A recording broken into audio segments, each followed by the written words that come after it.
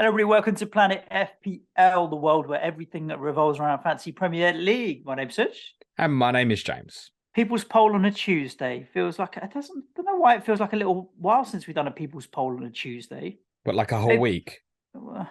Yeah, I don't know. Maybe it's because we've had FPL related chat and all sorts. But we are talking about money today, and these are my more favored, enjoyable discussions and podcasts that we potentially have. Tell us what the options were and what won, and let's get straight into it. I mean, essentially, this was a Money in Football vote, which Money in Football is a regular feature for us on Patreon most Tuesdays now. And we've kind of brought one of them to the front for you today. The three options were Stoke City and their relationship with Bet365. Did you know, Suj, that the lady in charge of Bet365 got a bonus last year of £200 million? The CEO. Bonus, yes. The CEO of Bet365. Yeah. 200 mil. Yes. I actually said that on one of my streams recently. It was like 200 million. And as soon as I said it, I was like, can't be. Double checked it. Nope. Yep. 200 million, one person. And they've obviously got a relationship with Stoke City. That's where Bet365 are based in Stoke. So why are Stoke struggling so badly? There's a relationship here that I wanted to investigate. And I know Jamie Roberts, who's the Stoke City correspondent, will never get appointed because he'll probably never get promoted.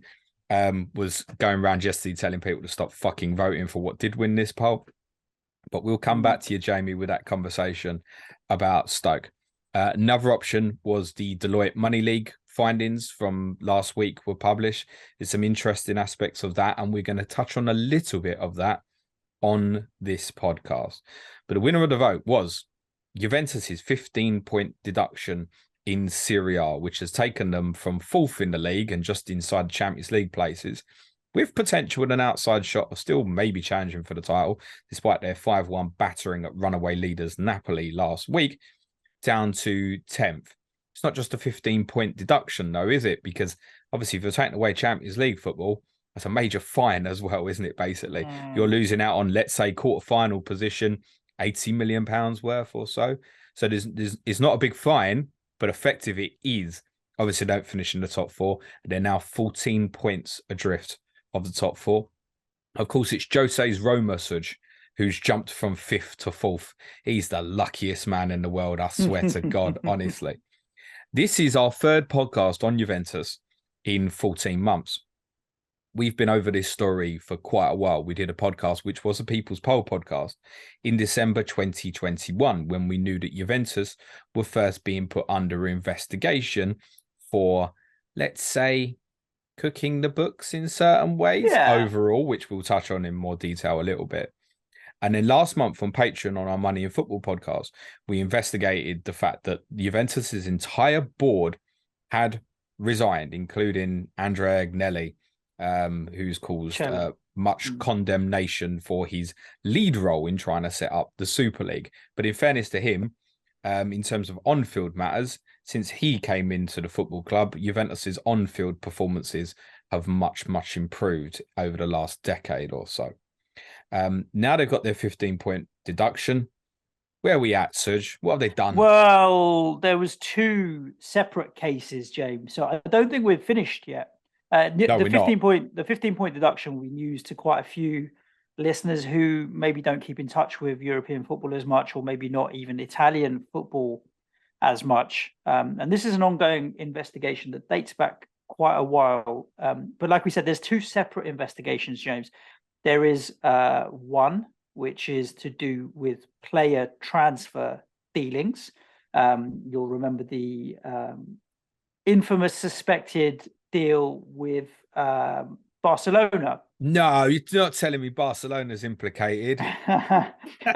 Where certain players moved. Was it Pjanic and it was Pjanic went from Juventus to Barcelona, and Arta went from Barca to Juve. For prices that were unrealistic or slightly suspect, let's say, as a way of potentially getting around FFP. We'll come back to that in a second. The other thing was obviously during the COVID period, a lot of clubs suffered financially, and even the Premier League's FFP rules were relaxed.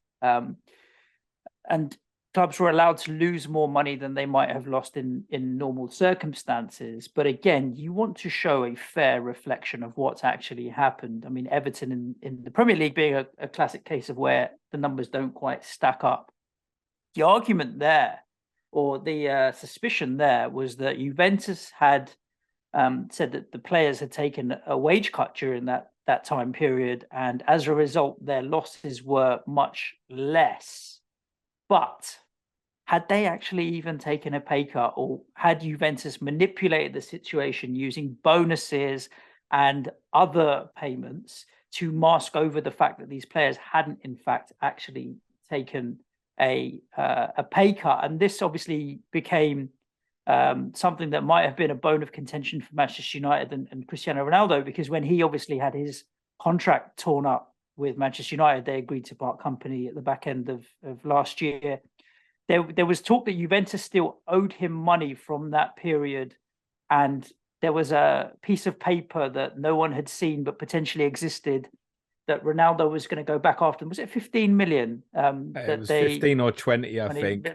There was said to be owed in back wages from the COVID period. But if he went after them, it would potentially prove the case that they had been lying about how they had manipulated the players' wages at that time. And it kind of came to light because Juventus are publicly traded on the stock exchange in Italy. The ultimate parent company that own Juventus, or the majority shares, we should say, in Juventus, is a company called Exor, right, which own loads of brands like Fiat and other big Italian brands. And Monster rich. Juventus are just a branch of it, basically. Yeah, exactly that. Not too dissimilar to Chelsea now that we see with Clearwater Capital. I mean, Chelsea's value, they bought the club for $2.5 billion. Clearwater Capital has got 50 billion in assets. So it's one small piece of the pie. Juventus is, again... Does that 2.5 billion count the money that Roman Abramovich wrote off? No, I didn't think so. No. So it's 2.5 billion. So if you remember, Chelsea were bought for what was a reported 4.25 billion, but that was 2.5 billion was the purchase price, with the promise of 1.75 billion to be invested into the club. So if you think about it, they've only spent $500 million. They've got 1.25 left from the promise of when they bought the club. That's just the transfer window, isn't it? Yeah, exactly. So Juventus obviously have wealthy backers, but they're listed on the stock exchange. And as soon as they're under investigation, or there's risk of this, or earnings might be affected, they have a responsibility to report these numbers to the shareholders. If you and me were shareholders of Juventus, James, they have a responsibility every quarter to let us know how they're getting on. And the information they provide publicly affects the share price, which, as it would, if they make loads of profit, share price goes up. If they're losing money, share price might come down. If they give false information and the share price does something that it shouldn't, then that's a more serious fraud. And this is where the whole thing transitioned away from FFP and sport and internal investigations by Serie A, Italian FA, UEFA, into actual criminal proceedings and the Italian courts getting involved with the situation. So we're in a situation now where they're under investigation for two separate things. And the ruling on the first has come out, James, which is the 15-point deduction, asterisk, they can appeal. There may be more sanctions and punishment on the way. Oh, good. So it could get worse. It could get better. They could appeal it, and maybe not so. The point deduction relates to the anomalies of inflated transfer fees, basically. Yes. Apologies if you've heard this on one of the two previous podcasts we did on Juventus, but I think it's worth repeating as an example. In the case of the aforementioned Arthur and Pjanic swap deal, it's believed that there was a transfer amount involved of 12 million, which I'm not even sure which way it went, to be totally honest. But of course, just think of it logically. If you've listened to either of us, or particularly Suj, talk about amortisation in the past, which I feel like I've now got a grasp of how to say, Suj. Yeah, you basically, have. Well, let's just say hypothetically that Artur went to Juventus for £60 million and Pjanic went to Barcelona for £72 million. In theory, Barcelona give Juventus £12 million, and that's the end of the story. But of course, were those values correct, i.e., were they massively inflated? And of course, when you receive money, you can put all of it straight into your accounts, as in 1 year's worth of books to say, we got £60 million for our tour. That's our profit on the transfer, this. But when you're spending the 72 million on Pjanic, you can spread that across the length of his contract. So let's just say, hypothetically, why did I give myself a difficult number here, Suj? Across 5 years, you're dividing the 72 million over 5 years, and then you're left with a profit of, help me out here, Suj. Well, 14.5 million roughly per cost for year, therefore giving you an immediate profit on the balance sheets for a year of around about 45 million. Yep. And I'm not saying Juventus and Barcelona have been in bed over the last couple of years, because we don't want to leave Real Madrid out of this conversation, but they've probably been in bed together for the last couple of years, and it was probably a transfer deal that helped both clubs out fairly significantly, allegedly. Does that make sense? It makes perfect sense, James. Yes. So they do have the right to appeal. Correct. They can appeal to the Italian Olympic Committee. I don't know why that's the name, but that's what the name is. And they've got a month to do that. This ruling was passed last Friday in terms of the deduction. The full report is likely to be published next Monday on the 30th of January. That's common practice in Italy, where it will be 10 days after a conclusion. A full report will then be published after that, which I'm going to guess we'll all have access to be honest, Suj.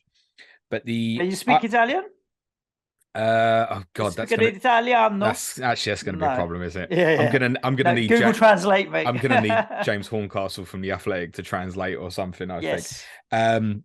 But the IOC, basically, all that they can do is deem if the process which they found Juventus guilty has been done fair and transparently, basically, and it's above board. Originally, the investigation had a hearing last April, Suj, and Juventus, along with a number of other clubs, one or two of which we might come back to, were acquitted as no problem. And the case fell apart because the guy who was trying to get them convicted, or at least get them passed through as guilty, he relied heavily in his statistical evidence by using the website Transfermarkt. Most of us will be familiar with Transfermarkt because there's some good statistical stuff on there, etc. And they also have values for footballers. He used this as a comparison tool to help try and prove that Juventus were guilty of inflating transfers.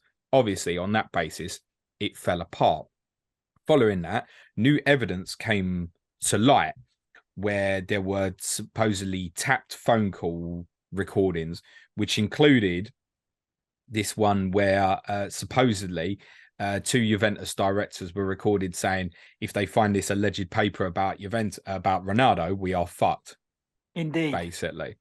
And so they went and reinvestigated it again and have now been proved guilty of potentially inflating transfer fees.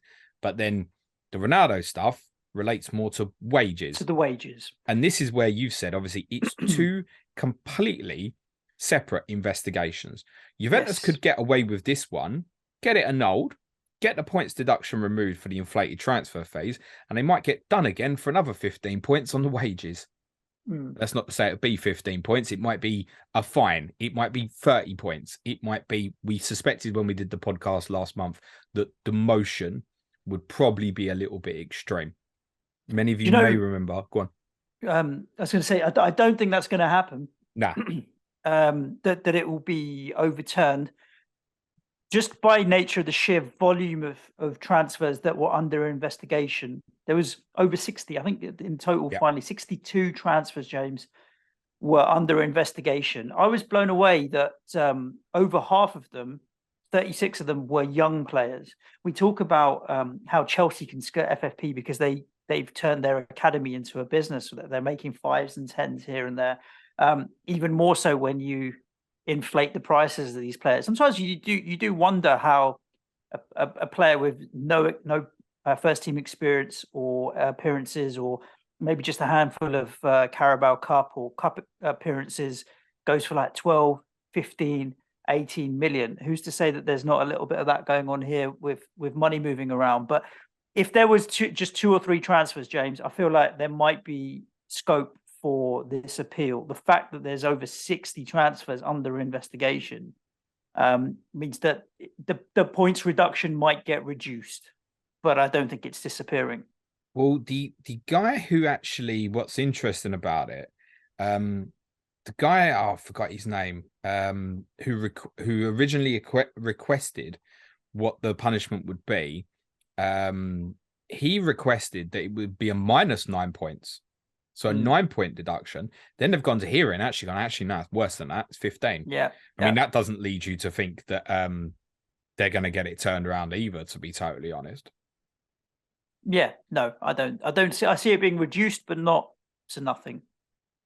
It's interesting you mentioned young players. Napoli, I think, is one that probably needs highlighting because they're being investigated again. And we referenced on the podcast we did 14 months ago, Serge, about this particular transfer that happened with Victor Osimhen, who's Serie A's top goal scorer this year and doing outstandingly well, a Nigerian forward for Napoli. They paid Lille 71 million, let's just stay with pounds for the moment, to buy Osimhen. And in return, Lille received 4 players on loan, 3 of which didn't even go on to play for Lille. And the other one was a goalkeeper who's aged like 35. And these 4 players were valued at around about 20 million. Basically, none of them really played for Lille much at all. And the 3 youngsters didn't play at all. And they've ended up moving down the leagues and are now playing in Serie C or Serie D, respectively. I don't know the Italian for D, Serge, do you? No. D. Anyway, Serie D. D. Okay. So why did these players end up going on loan to Lille? Well, the suspicion is a little bit, it was in terms of moving the money about and how you list it with amortisation, etc. And that case is being reopened. Now, Napoli are a football club who seem like they've been absolutely fated to have near misses in terms of Serie A. They are well clear this year following that brilliant victory against Juventus. But this case with Osimhen is being investigated again.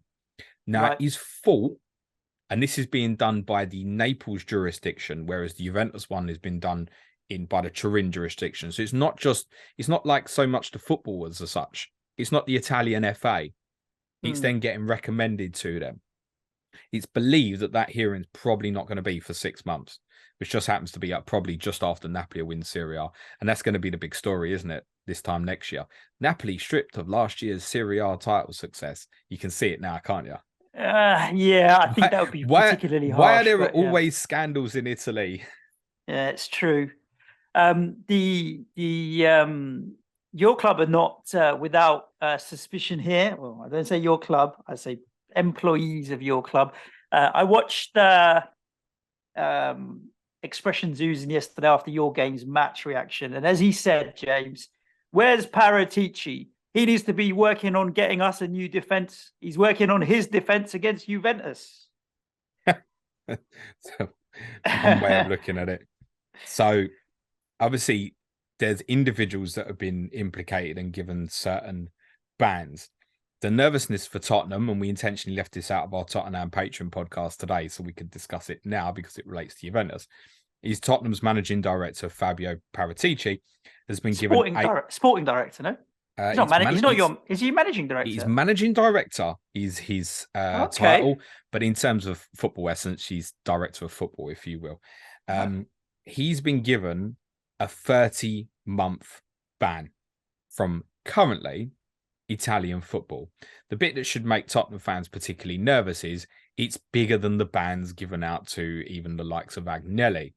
We'd said when we did the podcast on Patreon last month that we didn't know quite how big his involvement was, in the sense of, yeah, he might have been doing a lot of negotiating, but was he actually signing the checks, if you will? He's been given the biggest ban of all. Now, currently, there is no impact to his work to Tottenham because the ban only applies to Italian football.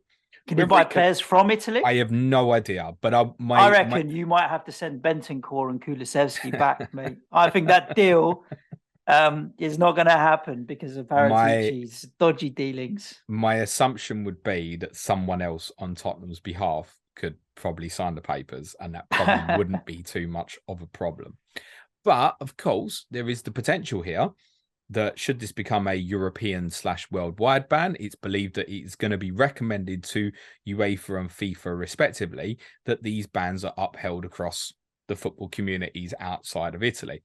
If that's the case, then the biggest question of all is not is Paratici's position at Tottenham untenable, because that's absolutely yes. The bigger question for Tottenham is, why did they fucking appoint him in the first place? Where was the due diligence? We knew in December last year that this was going on. Paratici was appointed in the summer previous. Did Daniel Levy, who's under a lot of pressure at the moment, did he do due diligence on Fabio Paratici before he appointed him? It is another long line in a mess. Now, the worst case situation for Tottenham here is he gets banned from football, he gets put in jail, and Tottenham need to get a new sporting director, managing director, whatever, or they change the makeup of the build-up of the club in terms of how it's run from the football perspective. But it's very, very damaging to the reputation. And if Tottenham do want to buy a player from Italy in the next week, Nicola Zaniolo's a player that's being mentioned quite a lot from Roma. Does anyone want to do business with him right now? Yeah, sure. Got to make people a little bit nervous, hasn't it? I'm very interested to see the report when it comes out, because I think that will clearly highlight the actual involvement, James, of the individuals. Agnelli, obviously Pavel Nedved was on the board and he resigned, and Paratici, and see what his involvement in the actual process actually was. Well, yeah, I think it's particularly if he's particularly involved, he's got to go, right? You'd think that they're gonna. They probably already had these conversations. It's interesting, right? You've got the person who thinks about where's my new signings. You've got this Tottenham camp of people like where is he? Why isn't he buying players? Yeah. Oh, is it because he's in hiding? He's on the run from the police? That's not the case. Yeah. Or so I'm sure he was at the game last night. I'm sure they showed him on the telly. Or you got the other half of like, my God, what have you done to Tottenham's reputation? He's got to get out the football club now. So even if he gets off, his reputation is damaged, isn't it? Yeah. Now people are saying, "Oh, you're innocent until proven guilty," but actually just been proven guilty. Yeah. Now it's on appeal. So I mean, should Tottenham just boot him out of the club now? What do you think from the outside? I'm a little bit unsure about it. I'd wait till the appeal is finished, but I do think if. For me, yeah, it shows that he's not fit for that role and is capable of doing things that would be illegal or cause you trouble. I would be looking to part company with him if he was my employee. One of the things I said on the podcast we did 14 months ago when we knew that Paratici was possibly implicated, I don't feel quite as strongly about it now. But on that podcast, I said if Paratici goes, Conte will follow him straight out the door. They are mates. It's just, they work together at Juventus as well. Yeah. It's just another excuse for Antonio, isn't it, to have a whinge about something else. So it's worth saying there is, and a little bit like with Ronaldo and Manchester United, there is no suggestion that Tottenham have been doing this sort of business. I mean, praying to God that we haven't been, right? But as you said then, you'd like business, just not illegal business. You'd like to think that Daniel Levy runs a very tight ship, and he's not exactly the sort of one who goes throwing money about in any case. And Tottenham, from bar the stadium, the way they're run is quite sensibly as a football club. It's difficult to envisage this sort of things going on. I do have suspicions, and I said this to you 14 months ago about the Christian Romero transfer. The fact that he was on a 2-year loan at Atalanta from Juventus, presumably with a loan fee, cover of wages, etc. Atalanta bought him for the obligated fee, which was like 13 million or so. Then Tottenham bought him for 40 million. Now, to say that was an inflated transfer, I don't think you could, because he'd just been voted Serie A's Player of the Year. So he wasn't someone who was completely He's gone on to win the World Cup now as well, right? So it was 40 million pounds, a fair and reasonable fee for Christian Romero. Tottenham have made a lot of transfer mistakes over the years, but that sounds about right to me, actually. I think if you were probably buying the player now, if Tottenham was selling him, they'd expect to get at least that back and probably more. He's a World Cup winner, right? Mm-hmm. So I think that's fine, but I'm suspicious about it. And I'm also suspicious about it in the sense that originally it was a loan. And it wasn't till like midway through the first season that we even become aware that Tottenham hadn't signed him and that it was only a loan.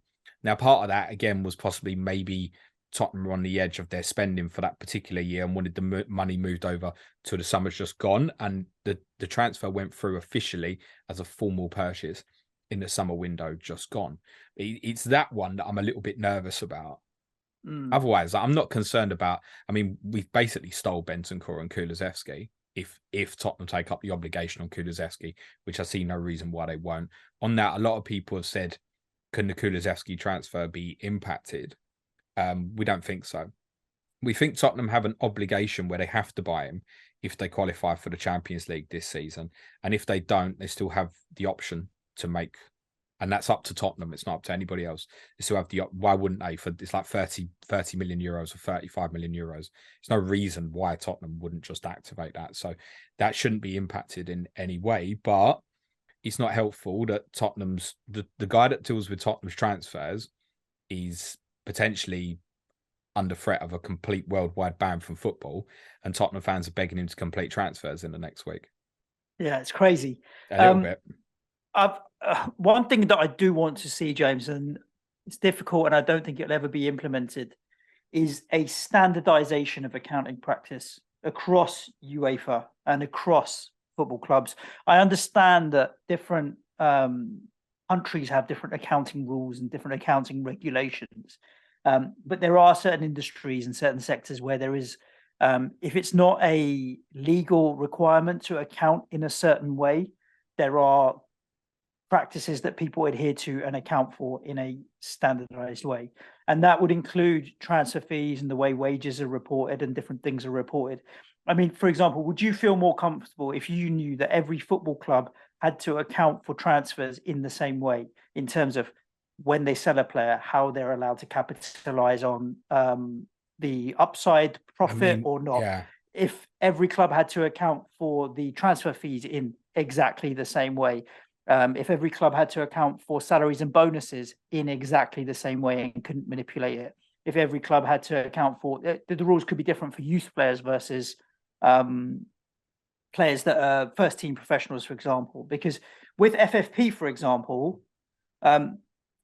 investment in your academy is not always included in your expenditure. Like the women's team, the academy and infrastructure costs can be taken outside of your losses if you want to. So if you make a profit, I think, like, for example, if you sell a 17-year-old or 18-year-old with no first team appearances, should that transfer fee be included as your academy investment money, for example, as opposed to being part of the transfer kitty for going and buying other first team players? I think there's a strong case to say that all football clubs should account in the same way, because then we can compare apples with apples, and you wouldn't get this situation where one club does it one way, another does it another, and that's how they can try and find a way of hoodwinking and getting around FFP. Well, Derby County, one of the reasons they were in trouble is because they were cooking their books in a completely different way to the other 71 teams in the EFL. In the league. Yeah. So I don't know. I think that's difficult when, like you said, there'll be different regulations in different countries and stuff. And what does that look like? I mean, amortisation, we seem to be speaking about more and more. A lot of the listeners and viewers will be very familiar with the sort of contracts Chelsea edition out now. And they're not the only ones. Like Real Madrid's contract for Endrick is really long, for example, where they're amortising the length of the contract and the transfer fee over the length of the contract in terms of to kind of stay within FFP regulations. So we did a whole Money in Football podcast on Chelsea spending last week. You know, are they going to stay within FFP? Right now, easily. It's not even a problem. It might be a problem for Chelsea in 3 years if they've had no Champions League football in between. But right now, there's no concern. I'm not comfortable with this amortization stuff. And I know you're a million times more business savvy than me, and you'll get it. But I think for the average football folk like me, to reference back like the Arthur and Pjanic stuff, where one set of money goes straight into your accounts and what goes out is spread over 5-6 years. All you're doing is increasing loss. Football, I think, needs to be careful globally in terms of the amount of losses that football clubs are incurring. And it's like we can get around it. Take Juventus as a perfect example. The guys at the top of the tree, we said Juventus are a small tree of it, right? They're so rich that Juventus are never going to go bust in the sense of they're going to go bankrupt or run out of money or stuff like that, right? They could just inject money into the football club. Okay, worst case, they might get banned from European football for a few years, but a football club's not going to die or anything. Juventus's losses over like 3-year period, we discussed it on the Money in Football pod, right? It was ridiculous. Ridiculous. And the losses are just getting more and more and more and more pushed up against the value of the assets more and more and more and more. And I realize that a lot of that's normal, but in my football head, it doesn't make sense that these giant businesses are just constantly running at a loss. And I think in the long term of football, I don't know how we get that back. And we probably never will. The problem is that anytime any FFP rules are rolled out, you've got teams of lawyers and teams of accountants looking for the loopholes on how to get around them. I mean, you just mentioned there that you want to regulate the amount of losses that exist in football. That's what our FFP is about. Limiting the losses that you can make over a 3-year period to 115 million or whatever. But it might FFP be. Is was it 35 million a year, isn't it? Year, but so over 3 years, rolling 105. Yeah. But why are we implementing that as a loss? Why don't we implement that as zero? Well, that's true. So why don't we do that? That hasn't worked, which is why UEFA are now trying to take a different tact, which is a percentage of your revenue for salaries, right, and agents' fees and that kind of thing. So when they realize that clubs will find a way around this salary agents' fee bonus cap, they'll think of another way of regulating them from FFP, and then the lawyers and the accountants will find another loophole. It seems like it's a bit of a arms race here, and this is where I think standardization for the presentation of your accounts and figures will give everybody a bit of reassurance that we're all working off the same numbers and the same playing field. Right now, the feeling is that Chelsea are using different rules to the rest of us. If accounting had to be done the same way, we'd all be fine. All right, well, they can do it, but at least are Chelsea using different rules? Or are they just the first to do it to start? Not necessarily. Because if it's all fine and works and it's all perfectly legal, which we have to assume it is at the moment for Chelsea to dish out 8.5-year contracts, and it helps work for them to stay within an FFP line, then other clubs will start doing it. It's just that they've done it first. That's it. So doesn't make it right. Here's the only thing. It doesn't make it right for football and the understanding of football and making the game fair. Like, football's a sport at the end of the day, and the problem is that all of these things that we talked about, financial doping, is moving it away from merit on the pitch, because being able to make money off the pitch is as important as winning. Depends what football club you are, but yeah, there's a lot of Tottenham fans feel like that at the moment. Interestingly, Chelsea's spend in this window is more than I think Bundesliga, La Liga, and Serie A put together. Juventus's points deduction is obviously being celebrated a little bit by rivals, and I find that perfectly understandable, particularly if it's helping people leapfrog them in the table. I'm sure, for example, Roma fans have gone, that's one less competitor for a Champions League spot, because the reality is for Juventus to make up that gap, it's doable, but it's big. It's really big. And they were only like 1 point into fourth as it was. So to suggest they're going to make up the 15 points is pretty unlikely. What Liverpool and Chelsea offer Newcastle, was it like 10 points of a game in hand or something? That feels a little bit more realistic, doesn't it? Yeah. So the problem is that Juventus doing badly. So here's the thing. They were 15-point deduction. And so they're down to 10th. Okay, like I said at the start, is potentially in terms of money for them, which they can't afford to lose at the moment, and they certainly wouldn't have budgeted for no Champions League football, is a potential heavy whack to them next season if they're not in the Champions League. What happens if this second case, the Prisma one, on the wages is like 30-point deduction. Mm. And then suddenly they're sitting on minus points in the league and go down. One of the big problems in Italy at the moment is, and part why the Super League became big talk and stuff, is, and it's not just in Italy, they're obviously worried about how far the Premier League is stretching away from them. And Juventus's performances, Juventus basically, in terms of the Champions League, are the only Italian team that's basically performed in it at a decent level since Inter Milan won the trophy in 2010. So Juventus reached 2 finals over that period, obviously under Agnelli as well. They won 8 straight Scudettos. Although it's nice to see that Napoli would be the 4th different consecutive winner, actually, should they go on and win it. But Italian football is not what we remember as kids. I grew up as a child, like many of the listeners and viewers, with Gazzetta and thought that's the biggest league in the world. It's not now. Mm. It's arguably not even second. It's arguably not even third. Yeah, I would say Bundesliga and La Liga are ahead of Serie A. Well, I think that's probably where we're at now. Yeah. Mm. How far behind is Italy's television deal behind the Premier League, Suj? Well, I saw the other day that when somebody was referencing the Super League and how the Premier League is already the Super League, that the Premier League's TV deal and rights globally is double Bundesliga, double Serie A, double La Liga, and 4 times the French League. Premier League is streets ahead, mate. Streets ahead in terms of its financial power. Now, I said we'd mention this Deloitte Money League table that was posted last week, because while we're on the subject of Italian clubs, and obviously particularly Juventus, it does make interesting reading.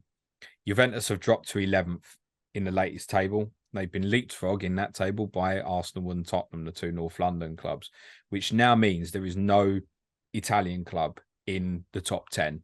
I think we literally said on our Q&A yesterday, didn't we, that we said it will probably become England's big 7 plus the El Clasico to Bayern Munich and Paris Saint-Germain, and that will be the 11 going forward. And I'm obviously including Newcastle winners as the 7th English team.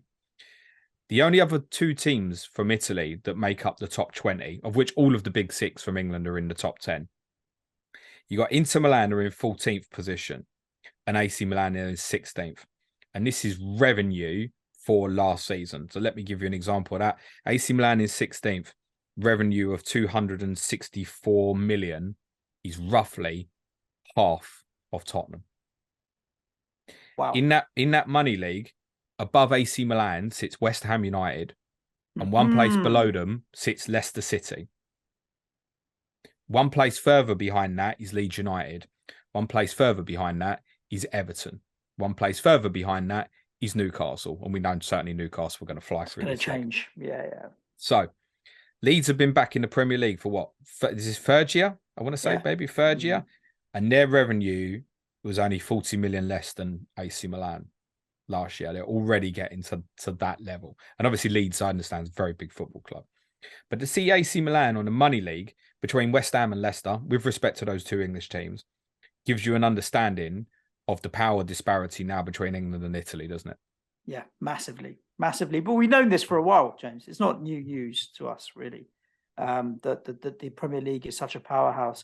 And I think the other thing is not only the power of the big clubs, it's the depth in our league now as well. Like even if Southampton spent 30 million on a player, it'd be a lot, but it wouldn't be a surprise. No. And I think the depth going down is way deeper in our league nowadays. So, yeah, difficult times ahead for Juventus. We'll keep a monitor on what happens with the salary investigation as well, and also what happens with their appeal. It could get worse before it gets better. It could get better before it gets worse. We're not quite fully sure. But of course, if you are a fan of Juventus and any Italian football and you want to jump in on the conversation, then please do so. Head over to Twitter at Planet FPL Pod is where you'll find James's tweet for this, and obviously the comments on YouTube as well. One final note on Juventus. Obviously, we know it's been recommended to obviously go to UEFA and FIFA. We know Juventus have, I was going to say a love-hate relationship now with UEFA, but actually it's just a hate now, isn't it? From Ceferin and Agnelli, and obviously what happened between the 2 of them and the Super League, and et cetera, et cetera. obviously, if UEFA go, well, shit, you've cooked the books in shit, there's every chance he'll get thrown out of European competition. And by the way, that could be this season. They Really? could, yeah. If UEFA make a decision in March, they won't let them finish. I don't think they'll just throw them straight out. They're still they're not in the Champions League. They're in the Europa League, so they're in the competition with Arsenal and Manchester United. But yeah, should that be made? Should they get proven guilty again on the rehearing, and UEFA pick it up and go, well, yeah, you're against all our FFP stuff because they've been investigating them as well. Then it does say that they could. One of the punishments can be immediate expulsion from European competition. So in theory, they could even get thrown out of the Europa League this season. And obviously, if that was the case, you're probably looking at them getting banned from European competition for a couple of years as well. But it could be that it comes out of the wash and this the Italian Olympic Committee annul it and they get away with the prison case and it's business as usual and they finish fourth in the league and everyone's happy, except they won't be happy that the big clubs in England are still making so much more money than them. Indeed, they won't. And let's keep an eye on it as it unfolds. James, what's tomorrow? Sky Fantasy Football podcast tomorrow, which Such is winning £50,000 this year. In case you didn't already know, tune in to see how that's going and how I won't be winning £50,000 this year. I mean, I might be going all in on Manager of the Month, maybe. Yeah, let's do that. Let's do that. Help James win Manager of the Month. So do tune in tomorrow for Sky Fantasy Football. We'll be back at you then. Stay safe. Look after yourselves. Ciao for now. Thanks, everyone. Be nice to each other. Cue music, please, Match Up.